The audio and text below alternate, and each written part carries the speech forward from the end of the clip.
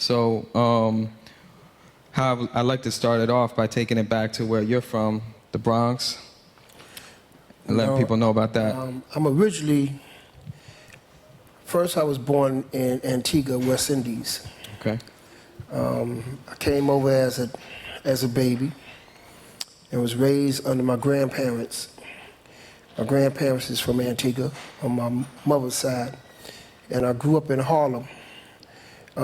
It's a project which is now called the Ralph J. Rangel Houses, originally known as Colonial Projects, right behind the Polo Grounds. I have no shame to tell you how far back it goes. At the time I was a tot, the Polo Grounds was a baseball field that originally the New York Giants was there. And then they moved out to San Francisco, and that's when they formed the New York Mets. As I was a tot, my grandfather, God bless him, he used to take me on the roof of the project, and we could look straight down and see the baseball game. But during the time coming up under my grandparents, in the household was the sounds of calypso, soca, right along with American music. At that time was the Motown, the old soul classics with some pop hits, the Beatles, Rolling Stones, Beach Boys, list is long over from around the 60s. I did not really acknowledge the outskirts of everything else until I got into like junior high school. And when I got into junior high school, I started to be aware of a lot of other different creations that was going on. Because when you're being raised in a household, the Caribbean household, you're not aware of the difference. When I started having friends, the funny part about it, when I started having friends, I remember when they used to start coming over to my house and they hear my grandparents speak, they say, "Oh, your grandmother from Jamaica?" See, you talking about my grandmother from here. I did not understand. I thought they were making fun. Then when they saw the kind of food that we was eating, "Oh, y'all eat Jamaican food." I said, "No, food is food." But it was like, you start understanding later on. Now, after junior high school, I went to school in the Bronx. I went to DeWitt Clinton High School. As I went to DeWitt Clinton High School, that's when I started acknowledging a lot of other things.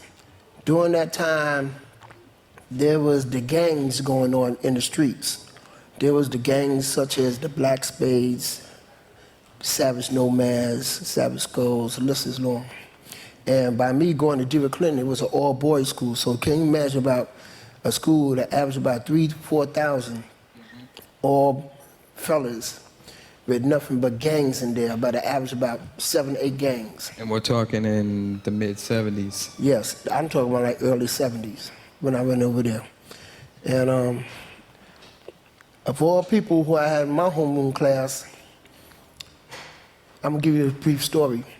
First day coming in, there was some books hanging on the edge. I walked past, I knocked the books over. Guy said, "Yo, pick up my books."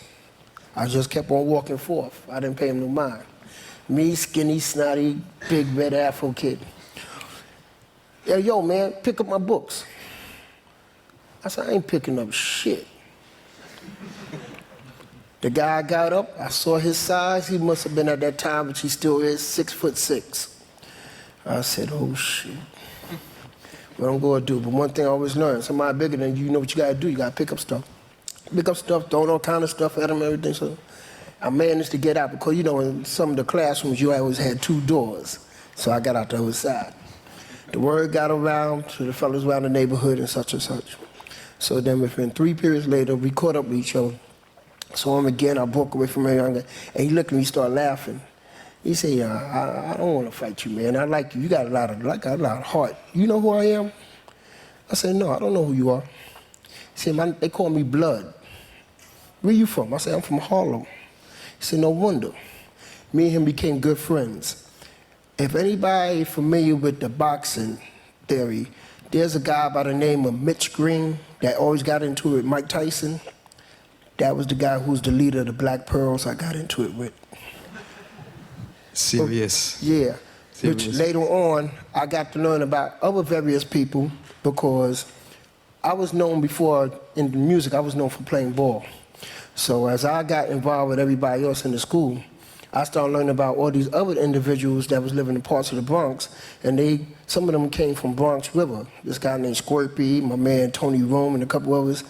So they used to always tell me about where they from. And I'm like, what is it about Bronx River? They say, man, you don't know. During that time as I was going to school, there's a couple other fellas that started telling me about these parties they had up in the Bronx.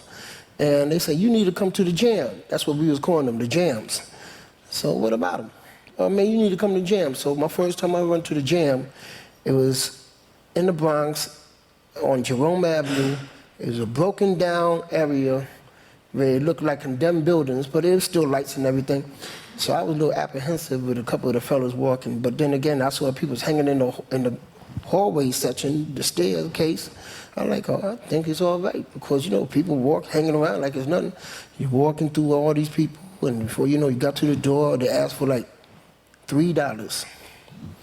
I walked in there, saw a whole bunch of people that wasn't dressed up, just being as they are. You know, a whole different awareness. And I kept walking straight to the back. Some way, somehow, I walked all the way to the back. I ran into this gentleman, a big, husky guy that was DJing. As he was DJing, I'll never forget, the setup was like this. He had a Shure PA system. You know, Shure PA systems at that time, they was like powerful to us.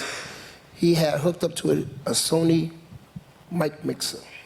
To the Sony mic mixer, he had 2 Pioneer PL-15 turntables. He had it all set up. And the way I saw how he was playing various records was different from what you hear on the radio or other places. And I'm like, what is this he doing?